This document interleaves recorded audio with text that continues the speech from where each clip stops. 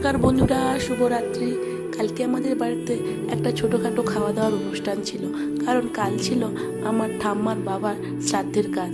এদিকে আমার তিন্নির কাকাইকে দেখুন, তিন্নিকে গাড়ি চাপিয়ে গোটা বাড়ি ঘোরাচ্ছে। এদিকে সন্ধ্যার দিকে সবাই সবজি কাটতে বসে গেছে। আমার মা, ছোটো মা আর মেজো মা রান্না চাপিয়ে দিয়েছে। আজকে সন্ধ্যে থেকেই রান্না শুরু হয়ে গেছে, কারণ অনেক কিছু রান্না হবে। আমি একদিকে ডাল বসিয়েছি, অপর দিকে ছোটো মা তিন্নিকে নিয়ে এঁচড় ভাজছে। আমার মেজো মাকে দেখুন, এবার ঝোল বসিয়ে দিয়েছে। অপর দিকে আমিও এঁচড় চিংড়ি বসিয়েছি, আর অপর পাশে বসছে মাছের ঝোল। বলতে বলতে রান্নাও প্রায় কমপ্লিট হয়ে গেছে। এবার ভাত ভাসাতে যাবে আমার ঠাম্মা। ভাত ভাসিয়ে আসার পরেই এদিকে বাড়ির সকলেই খেতে বসে গেছে। বড়দের খাওয়ার পরে আমার তিন্নি খেতে বসছে, সবশেষে আমরা মেয়েরা খেতে বসছি সকল কিছু নিয়ে। যাই হোক, শুভরাত্রি। আপনারা সবাই ভালো থাকুন, সুস্থ থাকুন, দেখা হচ্ছে।